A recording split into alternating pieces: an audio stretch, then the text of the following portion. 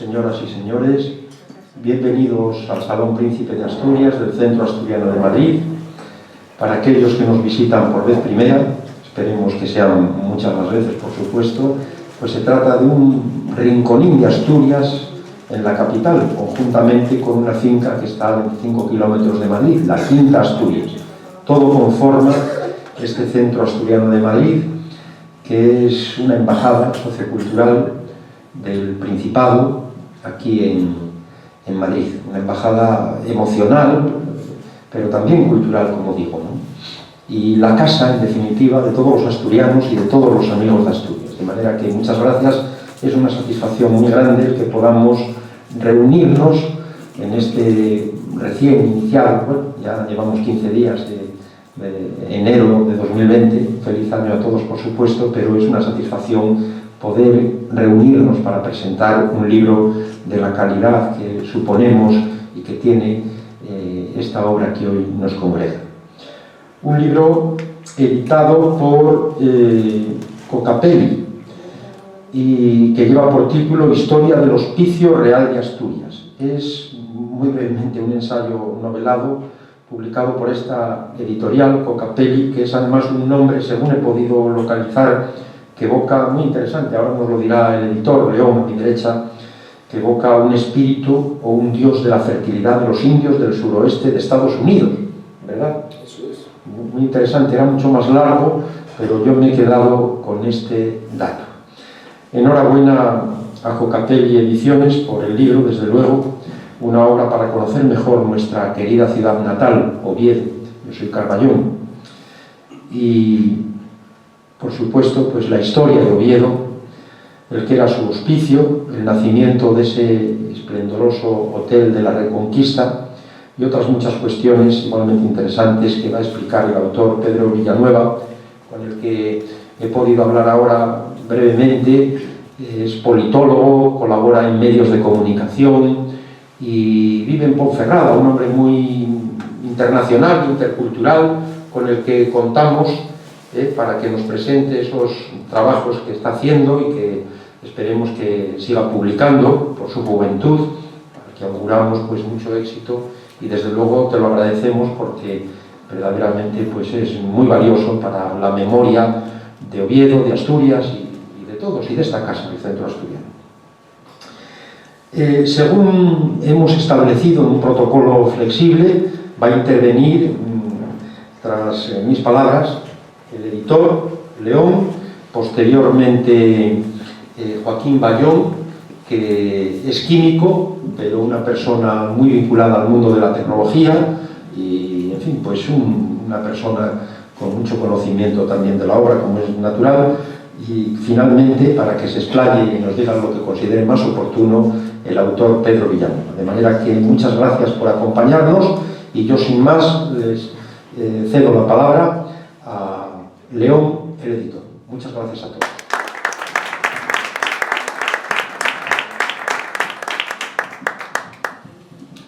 Buenas tardes, noches.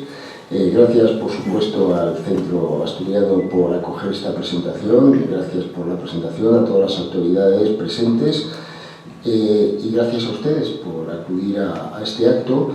Efectivamente, nuestra editorial, Cocapelli, tomó el nombre de un espíritu benéfico de los indios del suroeste americano, el Cocapelli, bueno, que es un espíritu festivo, divertido, y lo tomamos porque nuestra editorial lo que pretende es cubrir un hueco de lo que se llama la bibliodiversidad, aprovechando las nuevas tecnologías, para publicar obras que quizás tienen difícil cabida en las editoriales mayoritarias. Y por eso para nosotros es un placer haber podido editar esta historia del Hospicio Real de Asturias, porque viene a cubrir esa pequeña historia, pero que también es historia, porque la historia no solo está hecha de grandes batallas, figuras señeras, diplomáticos, reyes, presidentes, no, también en España hay un déficit de todas esas historias que, si no se recogen, al final se pierden o por lo menos la gente no accede a ellos. Y por eso esta historia de las casas cuna, del hospicio, de una época muy dura, pero que sin embargo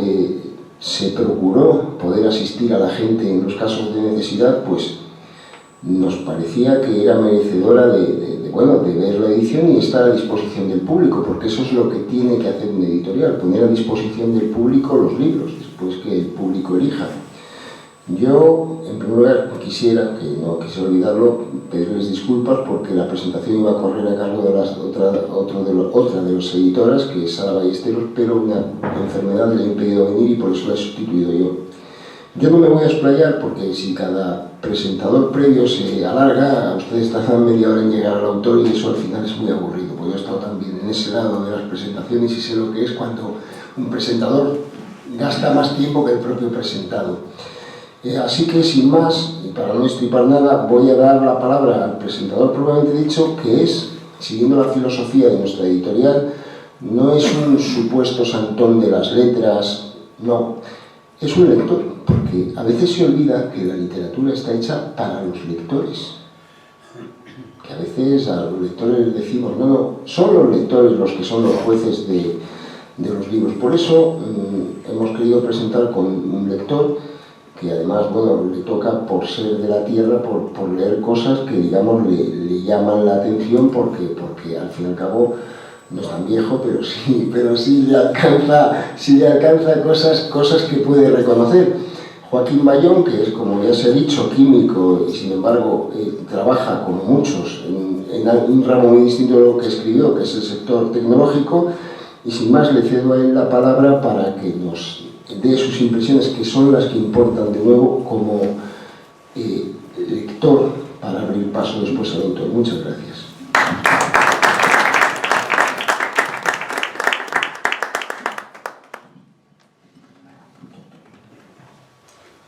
Bueno, buenas tardes, noches a todos.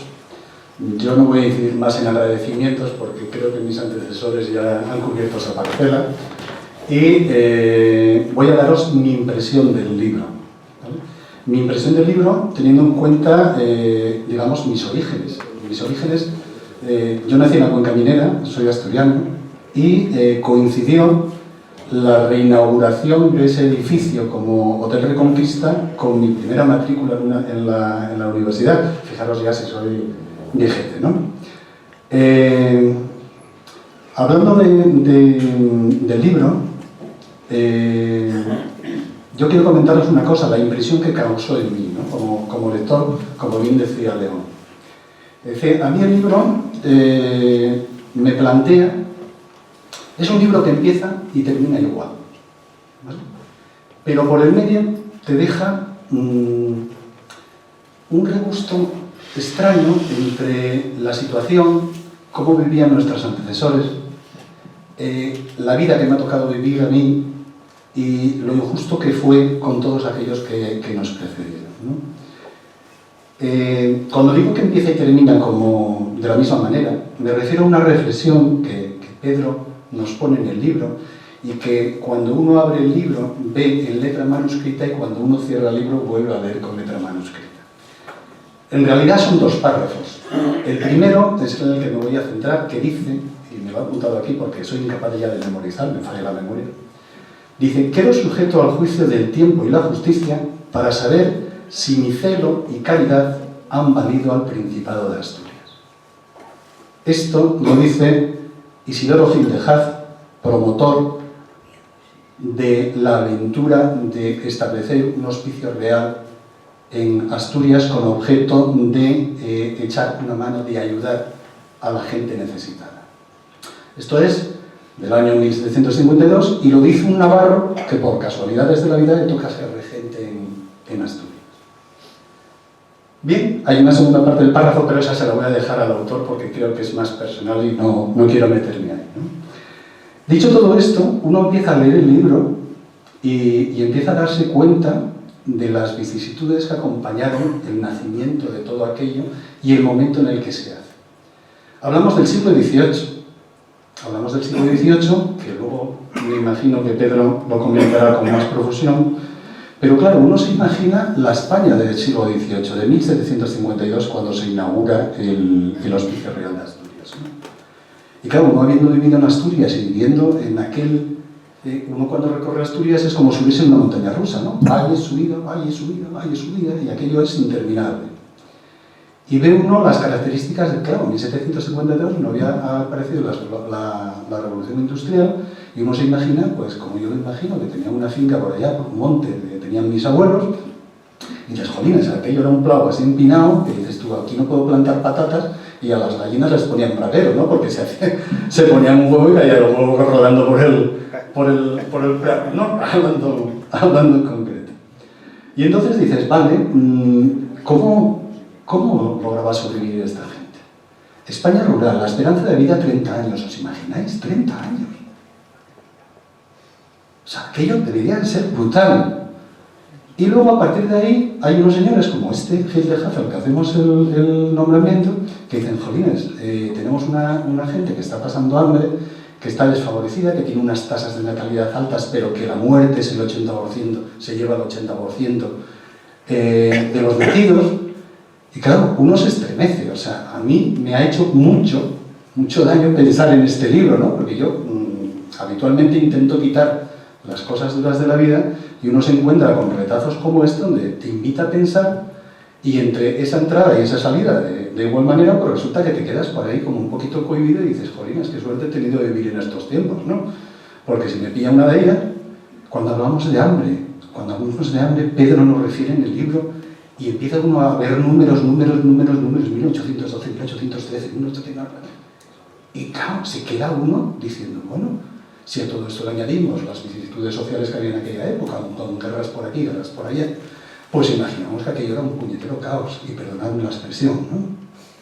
Luego, como no, al fin y al cabo somos españoles, ¿no? Y como españoles está el pícaro. Y claro, me hizo mucha gracia una anécdota que cuenta Pedro, que dice, hombre, yo pensaba que el Lazarillo de Tormes era patrimonio de los castellanos, ¿no? Y resulta que, claro, cuando se establece una ley de pobres en Asturias, resulta que el obispo, y permíteme que te invada el libro, Pedro, el obispo dice, jolines, si yo estoy dando asistencia a 1.200, porque por aquella época les dábamos dinero para paliar sus necesidades, ¿no? Claro, sale la ley de pobres, salen las ordenanzas, y el obispo dice, jolines, ¿dónde queda el resto? Porque se le presentan solo 69 que realmente eran los que tenían necesidades, ¿no? Entonces, fijaros en cómo funcionamos ya. Podemos decir todos los españoles, ¿no? Porque desde el Cantábrico, yo creo que hasta el estrecho de Gibraltar, pues estamos todos metidos dentro del mismo saco.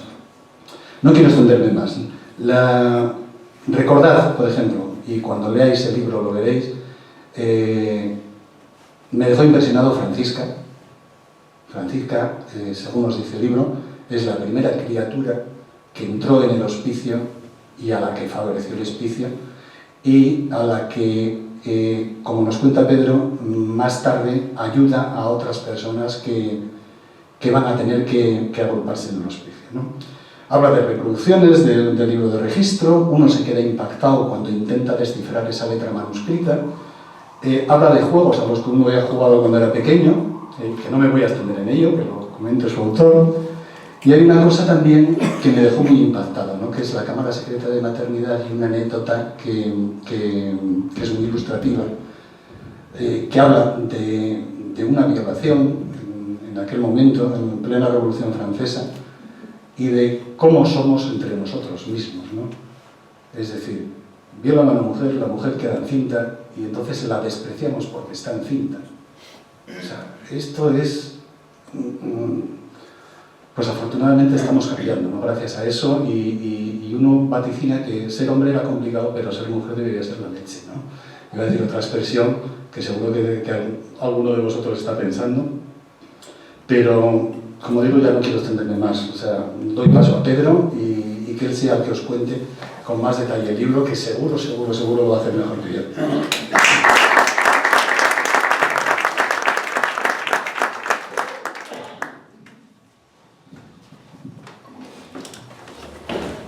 Me dejan en la soledad del autor, así que ya, ahora sí que ya no hay medias tintas, aquí estoy solo yo ante el auditorio. Así que, bueno, antes de nada, igual que han dicho mis buenos oradores, porque da gusto venir así de repente que te desgarren el libro, pero no sé de qué voy a hablar. O sea, pues después de Joaquín ya me ha quitado todas las sorpresas del libro, entonces, pues bueno, no hay muchas más. Bueno, primero me siento orgulloso y privilegiado de estar en el centro asturiano y también en cierta medida me avergüenzo un poco, ¿no? Porque he trabajado en Madrid 5 años y no he venido por aquí, pero la culpa es de Fernando, que no me traía, me llevaba, no me traía, es broma. Pero no he venido por aquí y sí que me lleva una sorpresa viendo que un lugar como el centro asturiano pues es un lugar de cultura, un lugar de actividades de todo tipo, conciertos y demás, que siempre que hablamos del centro asturiano lo identificamos con el restaurante, con beber sidra y comer San Jacobos a lo grande, cachopos, ¿no? Que bueno, en Gijón hay cachopo, cachopín y cachopón ahora, para que lo sepáis, o sea que el valiente que coma el cachopón ya es la leche. Por otro lado, bueno, agradecer nuevamente eso, al centro asturiano, Joaquín, y también quiero agradecer a la editorial, porque aunque vean este libro aquí así, es la segunda edición, y por problemas de, digamos, de editoriales y eso, al final me pasé al lado claro, no al lado oscuro, al lado claro, y bueno, le hemos dado otro formato al libro y estoy muy contento con el libro. Me gusta el formato que tiene. Todas las fotografías que tienen en él pues son fotografías del Fondo Documental del Pueblo de Asturias, y igual que todos los documentos que ven que comentaba Joaquín, además la letra que es muy complicada, tardé muchísimo tiempo en adaptarme a esa letra, porque cada vez cambia el administrador, el secretario, cambia también la letra, tienes que adaptar la vista. Y luego tienes un problema, que si llevas a la mujer contigo a echarte un cable, al final tienes que perder más tiempo todavía del que habías empleado. No por nada malo, todo lo contrario. Les cuento una anécdota para que vean la dureza de estos documentos, y es que estando con mi mujer en el Archivo Histórico de Asturias, lo que era la antigua cárcel, que de hecho muchos hospicianos al final en la Guerra Civil Española acabaron en la cárcel de Oviedo, pues le digo, búscame por favor esta palabra, no pares en el texto, tú busca esta palabra. Y cuando a la media hora, como somos unos frikis, con perdón de la palabra, los que estamos investigando, veo que mi mujer está a mi lado llorando. Y digo, pero Sandra, ¿qué te pasa? Dice, no, es que yo esto no puedo, es demasiado duro para mí. Y dice, sí, con esto no puedo. O sea, imagínense ustedes la cantidad de historias. Como anécdota, antes de presentarles un poco lo que voy a exponer, los expósitos, los que eran expuestos en el torno, que había un torno donde colocaban a los niños, los abandonaban, tocaban una campana y había un encargado de recoger esos niños. Antes de todo este proceso los dejaban abandonados pues, en tapias de cementerio, en iglesias, en casas en la calle. O sea, de hecho hay una anécdota que no logré documentar, pero que sí lo leí en algún libro, no sé de quién viene, pero dicen que Carlos I, al llegar a España, le sorprendió esa frialdad que teníamos de abandonar a los niños, ¿no? Y entonces hizo una especie de ordenanza diciendo que los niños tenían que ser colocados en una especie de cesta con una polea elevados del suelo, porque los perros y demás pues comían estos niños. Es así, de hecho, en el libro lo pone, una niña la dejan a las 10 de la noche en el torno, y cuando viene el encargado del torno, que no estaba en su sitio, pues esta niña la habían comido las alimañas en el torno. Eso es verídico, es real, y era lo que hablaba Joaquín de la dureza de esos siglos, ¿no? esos siglos complicados. Para no cansarles, quiero hacerlo bastante ágil, bastante cortito, y les voy a enseñar un poco lo que es el trabajo de campo. Bueno, este señor que ven aquí, voy a apagar la luz si me lo permiten. No, espera que... Bueno, pues este señor es Gil de Haz. Gil de Haz era gobernador de Asturias, digamos que era como el presidente de Asturias. Entonces, pues se encuentra con el problema de los pobres, lo que decía bien Joaquín, que el obispo se sorprende, y es que Gil de Haz le escribe una carta al rey y le dice: Su Majestad, se han obrado milagros.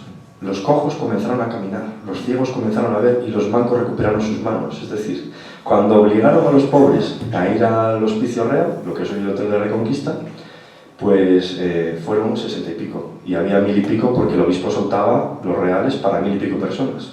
O sea que aunque estemos en tiempos diferentes, seguimos la picaresca que nos acompaña a las grandes obras como el Lazarillo, el Buscón de Quevedo, etc., pues se manifiestan estas cosas, ¿no? Pues este señor decidió elegir y fabricar ese hospicio. Para ello hizo unas ordenanzas. Estas ordenanzas, he tenido la suerte, a raíz de la investigación, de tenerlas originales, son de 1752, acabaron en Barcelona en una subasta y fueron con el fondo de la Guerra Civil y demás. Este pertenece específicamente al hospicio. Si quieren luego, con mucho cuidado, se lo dejo ver si quieren, que tiene anotaciones y demás. Y bueno, y este otro es del obispo de Rábago, digamos que las ordenanzas de Gil de Haz, que era como tenía que organizarse las leyes, es como un abogado cuando vas y va a un libro, pues esto es lo mismo. Fueron copiadas por resto de hospicios a nivel nacional, y este era de un obispo, y ya, bueno, ya ven que la edición es más de lujo y demás. Y esto todo, pues bueno, apareció por ahí repartido y forma parte de nuestra historia de Asturias. Esto que ven aquí es lo que se pueden encontrar ustedes cuando empiezan una investigación. Les voy a contar, porque aparte quiero hablar un poco de mi pueblo, si me lo permiten, que de hecho el miércoles estaré en Fitur presentando un vídeo promocional del concejo de Degaña. Es una zona del occidente que pega a Galicia, pega un poquito a León, y esta zona pues es la de verdad del Oso. Si hay alguno de Somiedo que me perdone, pero las fotos son de Degaña, no son de la zona de Somiedo. Y bueno, de repente estoy leyendo un romancero del maestro don Ramón Menéndez de Pidal, y habla del caballero burlado y la infantina. Es la historia de la niña que está en la fuente, la joven que está en la fuente, y el caballero va allí e intenta conquistarla, y entonces ella, para quitársela del medio, pues le dice que es hija de, bueno, de hecho en el romancero leonés está mal puesto porque pone soy mulata, hija de la mulatería, y no, es soy malata, hija de la malatería, es decir, era la leprosa, hija de la leprosería. Las malaterías son el antecedente al hospicio. Entonces, bueno, vi esto y digo, ¿qué es esto de las malaterías? ¿Qué es esto de...? Bueno, aparte que estaba mal, ya les digo, mulata, digo, es un romancero leonés, un libro editado por el Corte Inglés y Diputación de León. Y empiezo a investigar y veo que, claro, que todas las malaterías fueron absorbidas, cuando se acabó la lepra y demás, fueron absorbidas por el Hospicio Provincial de Oviedo, todos sus recursos y demás fueron absorbidos por este Hospicio Provincial. Y bueno, cuando vas al trabajo de campo, que además tengo que decir que tengo muy buenos compañeros divulgadores de la historia aquí, tengo a Federico Romero, y los compañeros de la historia que tienen sus blogs, son blogueros. Para nosotros, les anticipo un poco que intentamos que nuestra información llegue a cuanta más gente mejor, intentamos hacer los textos pues asequibles para que todo el mundo tenga esa información, ¿no? A mí me da pena pues ir por Oviedo y que la gente no sepa que verdaderamente el Hotel de la Reconquista fue en su día un hospicio provincial. Hay mucha gente que no lo sabe y tampoco se enseña. Entonces, pues bueno, divulgar es eso, es hacer llegar a los demás una información que tenemos con rigor, con estudio, al resto de personas por diferentes formas. Los blogs, que tengo aquí dos grandes además, de los blogs, pues son importantísimos. Imagínense que, por ejemplo, Federico Romero, que está aquí delante, tiene una página en Facebook que es Historia Roma Antigua y tiene más de 200.000 seguidores en todo el mundo. Entonces, pues bueno, a veces eso vale más que no editar un libro muy bonito, muy tal, que no llega a ningún lado. Pues bueno, cuando llegas allí y dices, quiero el fondo documental, una vez que lo localizas, del Hospicio de Oviedo. Esto es lo que te dan. Y bueno, está lleno de papeles, como pueden ver, y es un trabajo pues ingente. Esto que ven ahí, que es largo así de color blanco, pues después de esto es el mejor invento que tiene un investigador, que es un escáner portátil para no dañar los documentos, y ayuda mucho, la verdad. Pues estos son los documentos que va uno... Bueno, antes de nada, tenemos muchos problemas técnicos, pero podremos salir del paso, yo creo. Vale, como pueden ver, la letra es complicada, casi ilegible en muchos casos, y bueno, va por épocas. Este que ven aquí es el primer libro donde se recoge el nombre de los expósitos, y como bien decía Joaquín, Francisca.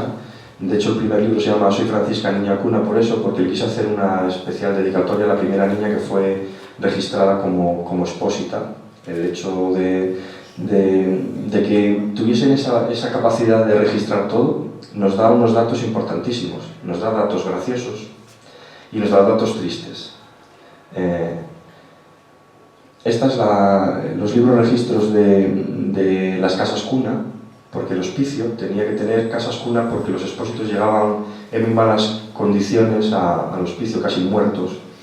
De hecho, Godoy, que todos lo odiamos un poco, ¿no? Pues habla de este caso, ¿no? De decir que llegaban en artículo mortis, casi, de hecho había pilas bautismales a las entradas de las casas cuna para poder bautizarlos al momento para que no muriesen en pecado. O sea, llegaban muy mal, con el ombligo sin curar, deshidratados. Bueno. Son más detalles. Aquí pueden ver un acta de cómo registraban. Registraban la hora, la fecha, le ponían un nombre, si estaba bautizado o no bautizado, si tenía una nota prendida en su ropa, si traía dinero o no traía dinero, y a quién se le dejaba para cuidarla. Cuando llegaban, los sacaban adelante como podían, y luego los mandaban durante 4 años a una familia, a una nodriza, que se hacía cargo de cuidarlos hasta que cumplían los 4 años. Cuando cumplían 4 o 5 años, volvían al hospicio y ahí les enseñaban unos oficios diferentes que trata el libro sobre ello y vivían, ¿no? Digamos que luego os contaré una anécdota que es un poco triste, pero bueno, son las cosas que te traen estas historias. Aquí pueden ver que murió, o sea, entra el día 12 y el día 18 ya fallece, o sea, la mortalidad, como decía Joaquín, era muy alta y morían, pues eso, por miles. Esta es una de las zonas, esta es la pila bautismal que hay en Valdepares, el Franco. Digamos que el hospicio estaba en el centro, si imaginen ustedes la Zapatilla de Asturias, ¿no? Pues en el centro estaba Oviedo, a una esquina estaba la Casa Cuna de Cangas de Onís, luego en el centro norte, cerca de Gijón, estaba Valdepares, el Franco, y a la otra esquina estaba Oscos, Santa Eulalia de Oscos, y así cubrían todo el territorio. No me coincidía lo del tema de cubrir todo el territorio y estuve hilando hasta que encontré un documento de 1812 en el que dice por qué, aparte de esto, hicieron las casas cuna, y es porque protestaban los obispos de Mondoñedo y de Lugo y el de Cantabria, porque mandaban los niños y claro, había que hacerse cargo de esos costes que tenían los niños. Entonces, parte de esta creación de las casas cuna está documentado que fue por esas protestas de los obispos. Y si me permitía alguna licencia en el libro para protestar un poco por esa dejadez, digamos, religiosa, aunque la parte más importante de las órdenes religiosas fue el cuidado de los menores, y hicieron una labor que sin ella el hospicio estaría cerrado y hubiesen caído, vamos, directamente. Bueno, esto es una anécdota, quiero enseñarles esta foto es en el patio de los gatos, es el patio que está, que hoy vemos ahí toda de lujo y estas cosas, y aquí tienen a los soldados de la Guerra Civil Española, de los dos bandos, porque era un hospital de sangre, se declaró hospital de sangre. El Hotel Ritz, que tienen aquí en Madrid, también fue hospital de sangre, y lo crearon los Reyes Católicos, este sistema, para cuidar a los heridos de ambos bandos, Aunque yo no pude identificar, pregunté a gente especialista la uniformidad, sí me dicen que sí era de los dos bandos, pero bueno, ahí queda para otro que quiera investigar algo, pues que tire de ese fleco que dejamos abierto. Esta fotografía es una fotografía aérea, tampoco la sabía documentar porque está en el fondo, ya les digo, en el fondo del pueblo de Asturias, y si se fijan en el patio pone hospicio en letras blancas. Esto fue en la Guerra Civil y el colocar hospicio en letras blancas libró al hospicio de los bombardeos en plena Guerra Civil. Esto, bueno, fue utilizado de diferentes formas, fue imprenta, fue telar, fue una exposición de aves. Aquí pueden ver las ocas aquí al fondo, y el hospicio, como dice el otro, hacía todas las funciones. Y bueno, a lo que decía de la Cámara Secreta de Maternidad, aquí tienen una foto de la Cámara Secreta de Maternidad. Gil de Hace, en 1752, yo lo comparo un poco porque soy jovellanista, pertenezco a la Fundación Foro Jovellanos, y lo encuadro mucho en esa idea, aunque no era ilustrado propiamente como jovellano, sí que tenía una manera de pensar muy parecida a él.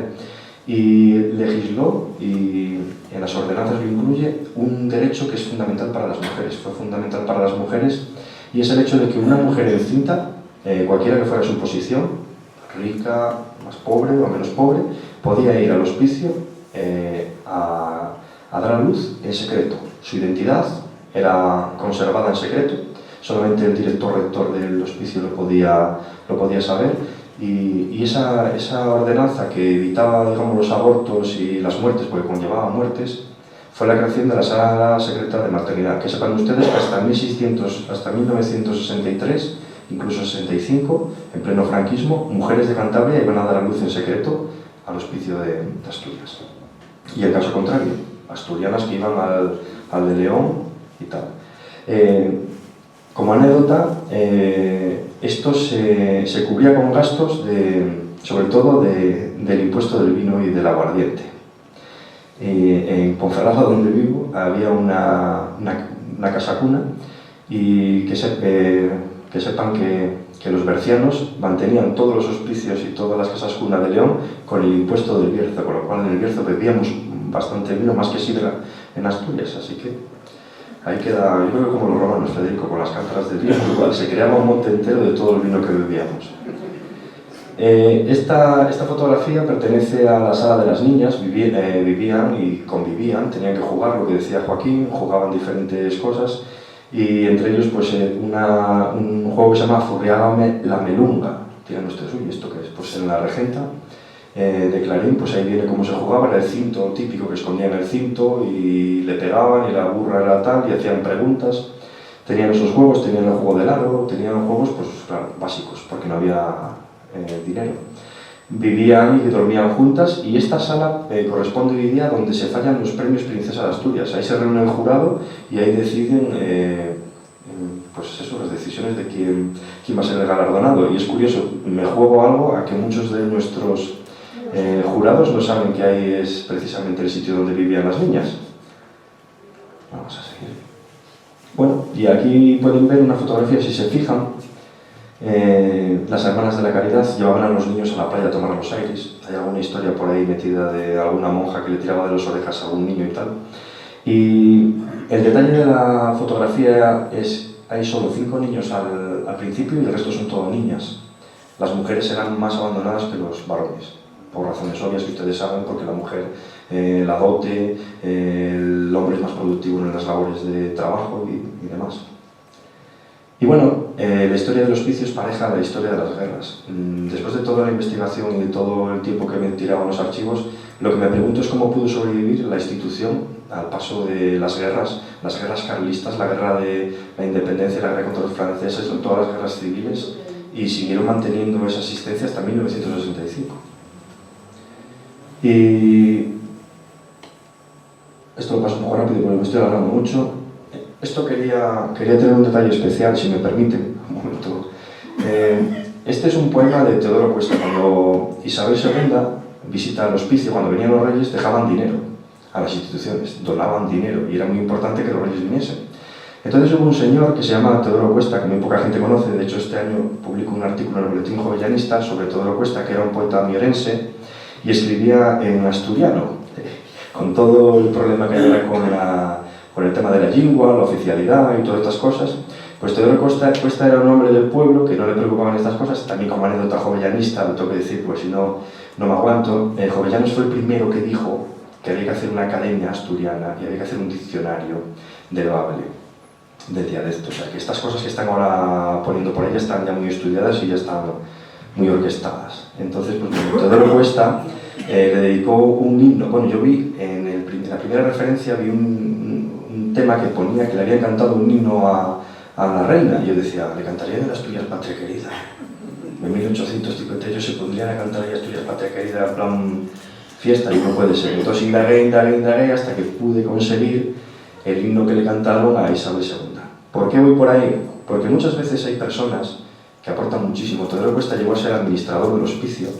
Este hombre estuvo 30 años dedicado al hospicio, era huérfano de padre, tuvo que ir con su abuelo, que era médico, a Oviedo, y cuando se jubiló no le pagaron la jubilación. O sea que este hombre, pues bueno, y a raíz de esto, a lo que voy, es que hay personas que aportan muchísimo, que las dejamos de lado, que no pensamos la importancia que tuvo verdaderamente. De hecho, somos más dados al conflicto que no a indagar un poquito sobre el pasado, ¿no? Y quería dedicarle aquí a mi amigo Fernando, a la saga de los Fernandos, ¿no? Que hay muchos gaiteros y demás de esta casa que me siento muy identificado, y sabes por dónde te lo digo, que han aportado muchísimo y que hay que tenerlo siempre ahí presente. Y bueno, aquí quería ponerles esta foto para que vean cómo era el malecón de Gijón. Pues yo le digo malecón porque era de madera. Ahí no tienen a San Pedro, la iglesia no está. Ahora vamos allí y decimos, uy, mira la iglesia, pero es que la iglesia, fíjense ustedes, estaban todos bien vestidos y nadie se bañaba. Y bueno, esta es una imagen de cómo podía ser el torno, cómo era el momento. De hecho me recuerda un poco así el fondo, si lo vemos parece como la catedral, ¿no? La aguja de la catedral de Vetusta, creo que es en León. Y estas son las últimas fotografías de niños expósitos que hubo en el hospicio. Son reales, son auténticas, me las facilitó en particular. Y bueno, ahí tenemos lo que es la puerta del hospicio actualmente, el Hotel de la Reconquista.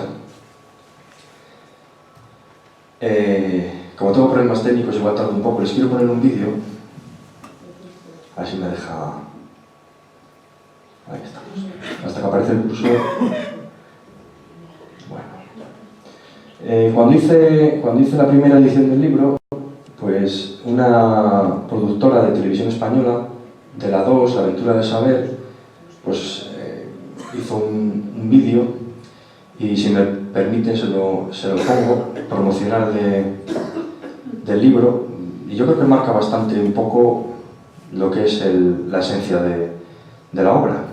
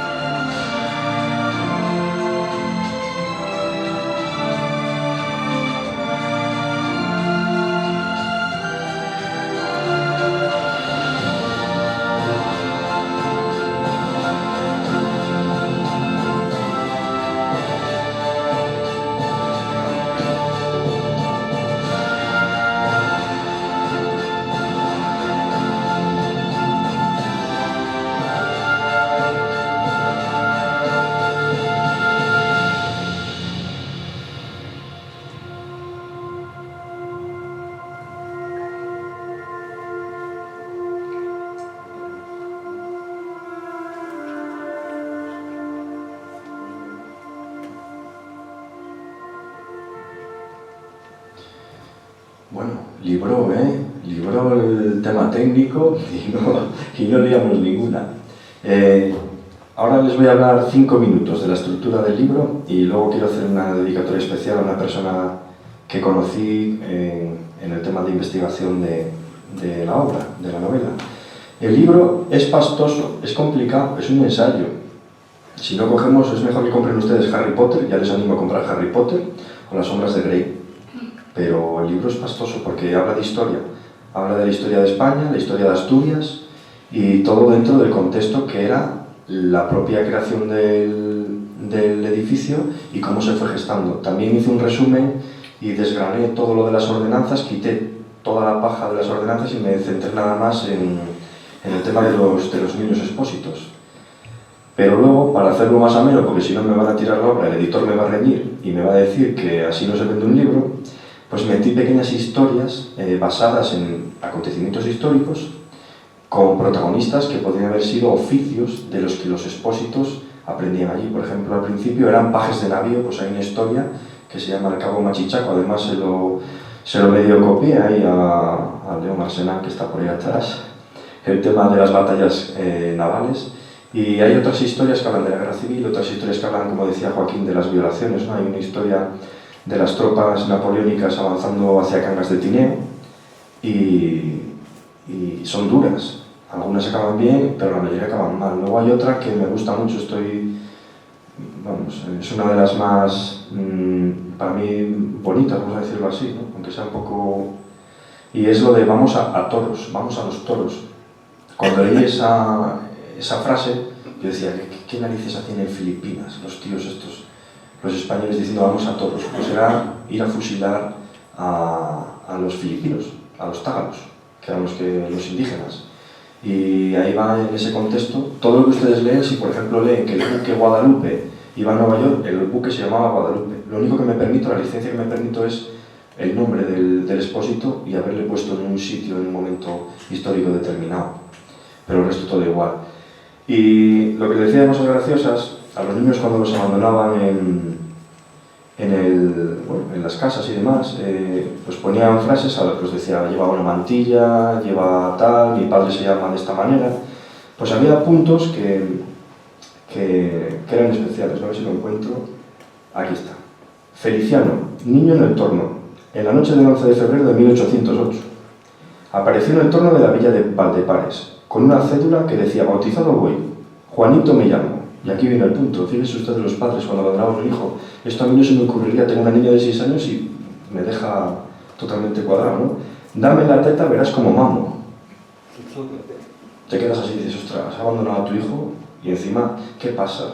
Luego ya investigando te das cuenta que se gestó una red de picaresca para ganar dinero y para cobrar de lo que pagaba el hospicio por cuidar a los niños. Es decir, había mujeres que abandonaban a su hijo y lo hablaban con la nodriza del ayuntamiento del concejo de al lado y luego se ponían de acuerdo y iban cobrando. Yo te lo dejo aquí y tú me das el dinero por aquí. Y era un sistema de protección social, pero también tenía su lado malo. De hecho, les mandaban llevar al niño cada año al hospicio para dar cuenta de que estaba vivo y dar fe que estaba vivo.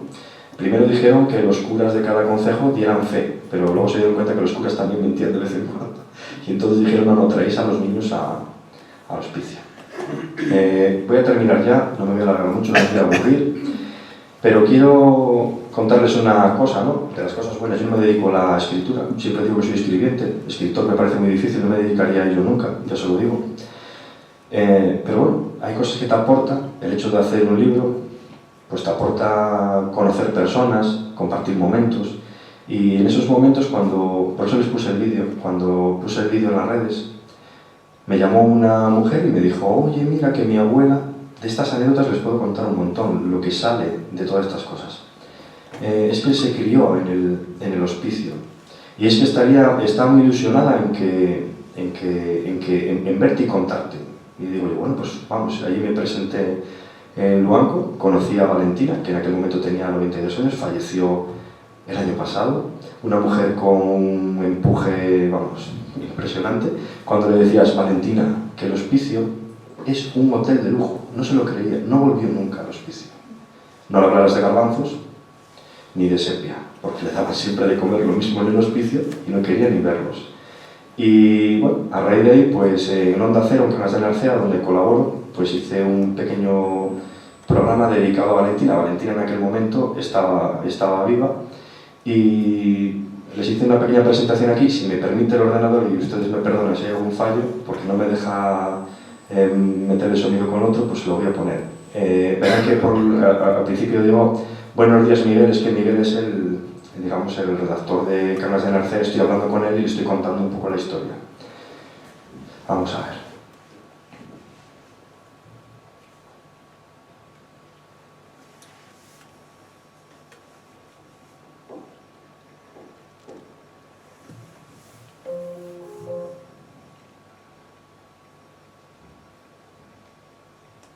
Pues no me deja. Estoy buscando aquí. No. Nada, un momentín, ¿eh? Es que antes me pasó igual. Ya está.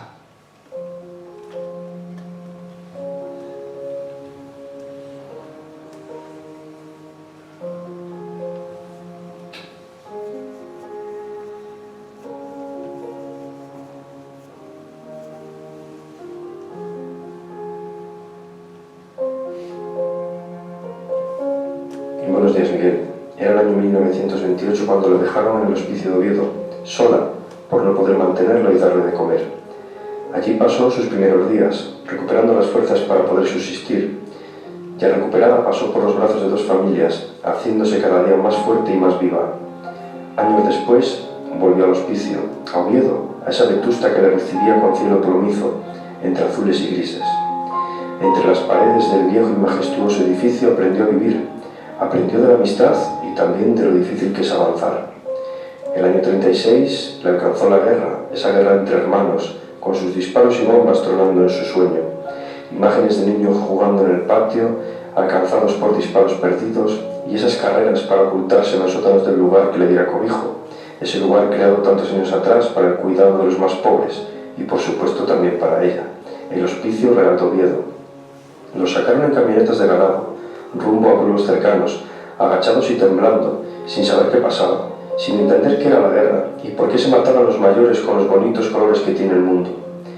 Pasó esa guerra y quedó en hambre, y Valentina López fue niña cuna asturiana, criada en Oviedo y orgullosa de ser quien es. Hoy, a sus 92 años, recuerda todo lo que vivió y de lo mucho que nos quejamos por nada. Aún saborea los ecos de su amor, cuando se casó con ilusión, esa ilusión que vino cargada de hijos, pero que pasó fugaz perdiendo al hombre de su vida siendo aún tan joven. Pero no paró por ello, saltó el muro y avanzó, vivió. Agradece que le enseñaran en el hospicio los oficios de los que vivió, los que le dieron de comer. Mira con ojos traviesos mientras cuenta sus escapadas del edificio para ganar unos duros y buscar esos besos bajo las tapias pobladas de musgo, al abrigo de esos brazos y los abrazos de quien sería su futuro marido. Encontró a su madre, marchando a donde estaba cuando se enteró, a lomos de una mula, que era lo que había para ir a Turón. Y allí perdonó y se abrazó a su madre, una madre que ya no la abandonaría más. Nunca más entró al hospicio, y mira con desconfianza a quienes le dicen que su lugar es un lugar de lujo, un hotel para ricos, el Hotel de la Reconquista. Sigue respirando esencias de Vetusta, acompañada de quienes más le quieren, y sigue saltando muros y tapias, enseñándonos a vivir, recordándonos que el tiempo es un breve compañero de viaje. Hay historias que no deben ser escritas, deben viajar entre los vientos y ondas de la radio, como esta historia que les cuento, la de la vida misma.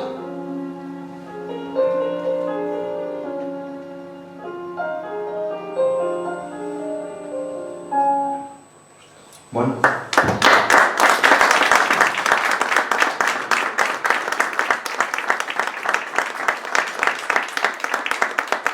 Pues estas son las pequeñas cosas que te aporta la literatura, ¿no? No el trabajo de campo de estar todo el tiempo ahí machacando documentación. Así que personas como Valentina, pues merecen el recuerdo de los libros y merecen el reconocimiento, ¿no?, de todos. Esas personas son las que verdaderamente hacen una sociedad mejor. Así que nada, si tienen alguna pregunta, estoy encantado de contestarla y agradecerles a todos que es un día, un jueves, que tienen que estar ustedes por ahí tomando cañas, que aquí en Madrid las tiran muy bien, me consta. Y nada, luego a ver si el editor nos paga unas sidras, no sé cómo andar la cosa. Mira, se ríe ahí al fondo, Pues, queremos agradecer ese trabajo de investigación, esta labor tan importante que has hecho, porque bueno, es muy meritorio, lleva muchísimas horas, toda la documentación y luego pues esa labor creativa en la medida en que lo has novelado. Y enhorabuena, agradecerte que recuperes para la memoria pues todos estos conocimientos, estas historias de vida, en definitiva. Muchas gracias a vosotros, la verdad. Yo, como anécdota así, para quitar un poco, estamos un poco tristes. Cuando fui a la Feria del Libro de Oviedo a presentar allí el libro, pues me presentan y tal, y me dice el tío, oye, mira que me fastidia, que siendo yo de Oviedo de toda la vida, que venga un tío de Cerredo de Legaña a presentarme aquí una historia de mi pueblo. Tenía un bosqueo en Oviedo, pero de los buenos. No sé, a ver, hay mucha gente que antes hablaba por ahí con alguien de Belmonte, y sí que hay que tirar de papeles. Yo, por ejemplo, Teodoro Cuesta, pienso buscar todo lo que hizo en el hospicio, y es una cosa que me encontré por el camino. Hay que tirar de esas cosillas, para que no queden olvidadas en un archivo, como vieron antes, entre papeles. Bueno, y Valentina, ¿es esta mujer? Sí, es esa mujer que ven ahí. Con esos inicios tan duros, tan precarios, llegó a 92 años. 93, y nos dan mil vueltas a todos, lo siento mucho. Y estamos hablando ahora de que se está prolongando la vida. La quise llevar al Hotel de la Reconquista. Cuando presenté en el Hotel de la Reconquista, hicimos una ofrenda floral, no tengo aquí el vídeo si no les gustaría, porque tocamos el himno de Asturias con recreadores de arca, que también ando en el tema de la recreación. A veces estoy vestido de escocés, otros de romano, depende cómo va la cosa. Mi mujer y mi hija no lo entienden. Mi hija dice, papá, es que estás todo el día de una cosa o de otra. Y cuando la quise llevar, pues justamente ese día se puso un poco malita, pero a mí me da que es que no quería entrar. Y no renunciaba, porque dice, no, yo lo que me dio el hospicio, me dio un oficio, gracias al hospicio yo tal. Y bueno, trabajó en una pastelería, porque dice que le quitaron la oposición a Telefónica, una que estaba enchufada de no sé qué. Y bueno, pues allí llegó una señora y le dijo, eres igual que una señora de Turón. Y ella, claro, levantó los ojos y para Turón se fue y me contaba, subí en burro y vamos. Y la señora, cuidado. ¿Dio con la madre? Dio con la madre. Y lo más curioso es que el marido no la dejaba trabajar. Cuando se casó, el marido no la dejaba trabajar y ella dijo, no, yo voy a trabajar. Y a escondidas fue a trabajar, estuvo currando y qué bien hizo porque de hecho tengo una grabación, se lo mandé a la familia, hombre, si tuvieran interés se la puedo ceder, de la entrevista con Valentina, no tengo ningún problema, igual que los documentos que han visto o cualquier cosa, estoy a disposición del Centro Asturiano para lo que quieran. Y ella decía que falleció el marido y que gracias a que empezó a trabajar y le llevó la contraria a su marido, sus hijos pudieron comer. O sea que era una luchadora y luego tenía la picardía, o sea, te dabas cuenta cuando estaba lo que dije de los besos y tal, bueno, me escapaba porque iba a coser y tal, y ganaba unas perras, pero digo, y el novio también quedaba con él, también, ¿sabes? Ella tenía ese puntillo, pasa que estaban las hijas a veces y entonces no me contaba todo, pero tenía ese puntillo asturiano que a todos nos gusta, que vamos, que era muy bueno. Tiene cara de luchadora. Sí, sí. Quedó ahí además, fíjate, le he dado aquí el escape, pero ahí sigue. Así que nada, si quieren preguntar alguna cosa más, ahora que veo ahí, qué bien, cómo me gustó ver a la familia llegar, porque tengo ahí a mi primo que está aquí estudiando y el chico más joven que tenemos aquí, sí, así que vamos, eso hay que agradecerlo. Así que es de Cerredo además, se crió allí y conoce bien la zona. Y allí escritores la verdad que no tenemos muchos, ¿eh? Tenemos a dos por ahí. ¿Alguna? Sí. Antes que nada, agradecerte que con la obra que has escrito, pues, des un poquito de luz a la vida de tantos cientos de personas. Levanta la voz, hombre. Perdón. Dale, levanta la voz. Claro, es que es sorda. Bueno, que agradecerte que con el libro que has escrito des luz a tantos cientos de personas que se criaron allí, que consiguieron llegar a la edad adulta, muchos se quedaron en el camino, la mayoría se quedaron en el camino, en los hospicios. Y bueno, que libros así yo creo que hacen falta, sinceramente, para más que hablar de la gran historia, hablar un poquito de la intrahistoria, de la historia de la gente pequeña, que al fin y al cabo es la que la hace, con su sangre y con su trabajo. Y por otro lado, una coincidencia curiosa, estamos al lado del Hospicio de Madrid, que es el actual museo de los más antiguos, además, con el de Zaragoza. Estamos al ladito, así que mira, coincidencia. Pero no pienso, eso os lo dejo a los madrileños. ¡Anímate! La verdad que, a ver, hay una obra de Tobar, que lo comentaba por ahí, que habla, es una tesis doctoral, pero más médica, de las leproserías y tal, y también hay un libro específico del hospicio, pero son tesis doctorales, son libros que acaban en el ámbito académico y son muy buenos. Es que yo sin esos libros no puedo hacer este trabajo, por mucho que vaya al archivo y me ponga a tirar, necesito esas bases. Pero luego está otra parte, ¿no? Yo creo que los académicos, yo además soy raro, porque es que además soy politólogo, es que no soy un historiador, o sea que, y no me pega, digamos, esta faceta pero es que me gusta mucho, o sea, empiezo a tirar y es que no paro, no puedo. A pesar de eso te queremos. Vale, eso es un detalle, luego me das un abrazo y ya está. No, si lo digo porque luego invitarás. Pero eso está hecho. Pero el problema de esos libros es que son volúmenes ingentes, acaban en las estanterías y nadie va a ellas quitando que te interese una cosa puntual. Te vas al centro, al Instituto de Estudios Asturianos y tienen allí, vamos, material estupendo, pero claro, sin ofender a nadie de los que están aquí que seamos mayores, y me incluyo, porque tengo 43 años, pero como le robo la crema a la mujer, me echo crema para las arrugas de expresión, pues parezco más joven, voy a decirlo así. Pero la media de edad de estos sitios es muy alta y parece que como que están cerrados en sí mismos, les pides algo y no te quieren dar información, parece que les estás robando algo. Digo, no, compártelo, hombre, que no pasa nada, que no te voy a... ¿Sabes? No me quiero lucrar de tu trabajo, solamente quiero... De hecho, haces las anotaciones a pie de página y dices dónde sacas la información, no tiene que haber ningún problema, pero está todo cerrado ahí y no llegamos, pues, por ejemplo, aquí es mi primo y viene porque es mi primo, pero si no, no llegamos a la gente joven, algo falla cuando no llegamos a la gente joven. Porque no tendrán a menos. No, yo creo que es que no estamos, como me decían a mí el otro día en el trabajo, es que no estás en la misma onda que yo, decía. Pero luego me bailé, luego no le digo que me pidió. Así que... Bueno, La señora primero siempre. Dígame. no, pero que ese problema lo tenemos todos. Yo tengo el problema que nací muy pronto, ¿qué voy a hacer? ¿Qué voy a hacer? Eso es una virtud, Es el humor fino asturiano. Ahí, tiene que estar siempre la pluma afilada. Ahí queda eso. La señora que es joven desde hace más tiempo. Exactamente. No, solo quería comentarte que es que, yo era Gonzalo Áñez, el amigo mío. Murió en noviembre y diciembre del 2013. Y ese verano hice precisamente la última investigación que hizo era sobre el hospicio. Y entonces estaba muy emocionado y muy contento porque había encontrado un documento que reconocía la categoría de Hidalgo a las personas del hospicio, a los huérfanos. A los huérfanos, pues no he visto nada en el Entonces, eso era muy importante porque inmediatamente les permitía el matrimonio entre Hidalgos y no los dejaban declasados. De hecho, una de las huérfanas recogidas en el hospicio, Manuela de la Iglesia, que por eso tomó el apellido de la Iglesia, casó con un hidalgo del lugar, Boves, y sería la madre del comandante en jefe del ejército de Barlovento, José Tomás de Boves y de la Iglesia. Ahí están esas historias que quiero incluyendo la mitad para ir...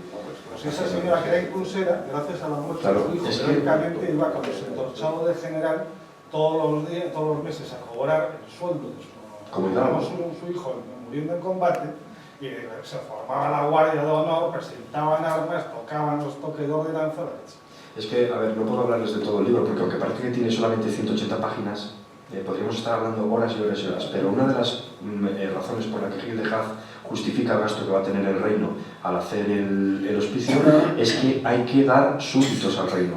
La idea es que vivan, se casen, críen, porque cuantos más hijos, más poderoso es el Estado. Entonces, por ahí puede ser que efectivamente les dieran todas, porque de hecho el oficio, les buscaban oficios, había empresas,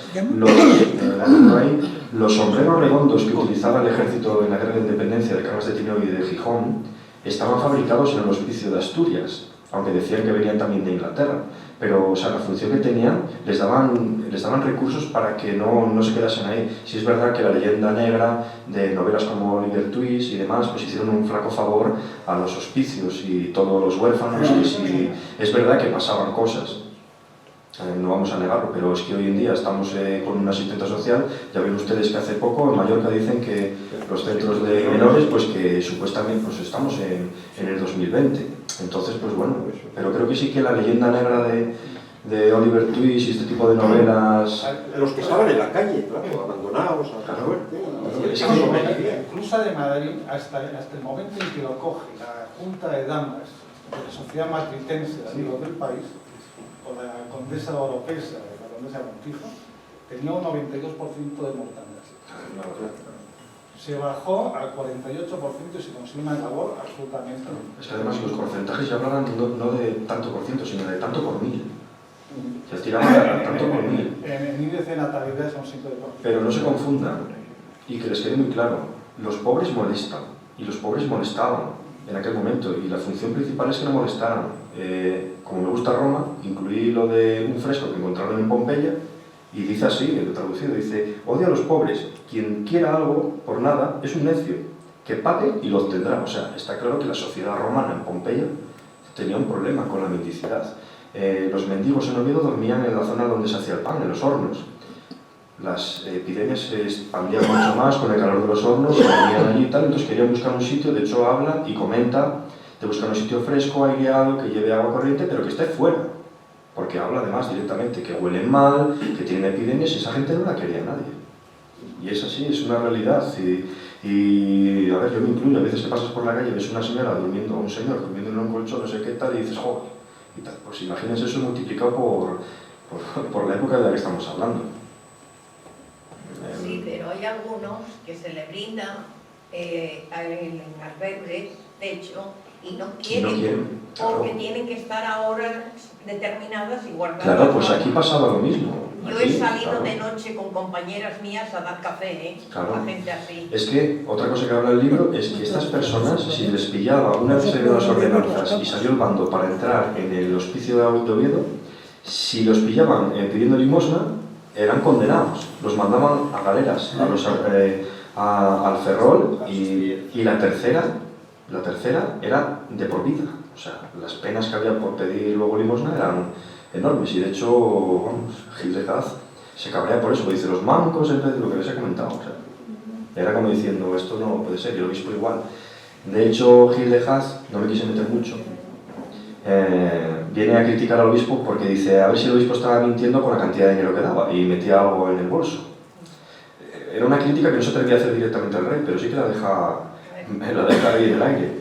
Y otra parte que me han preguntado en muchos sitios, se lo comento por si alguno está interesado en indagar un poco más, me dijeron a ver de la guerra civil si había algo de niños desaparecidos. Desde el principio intenté que el libro no fuese enfocado al tema de los niños desaparecidos, pero cuando ustedes van a los registros, en el libro hay un documento que es muy claro.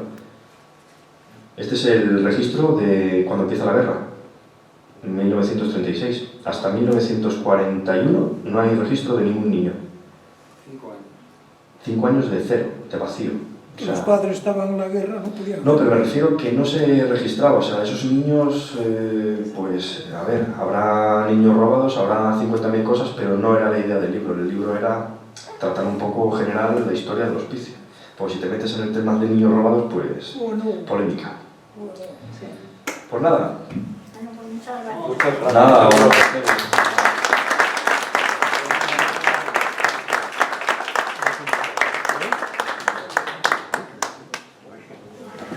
Bueno, a firmar libros si alguien quiere... Sí, bueno, si alguien quiere algún libro o algo, ahí está el editor que va a estar contento y aquí estoy para firmar.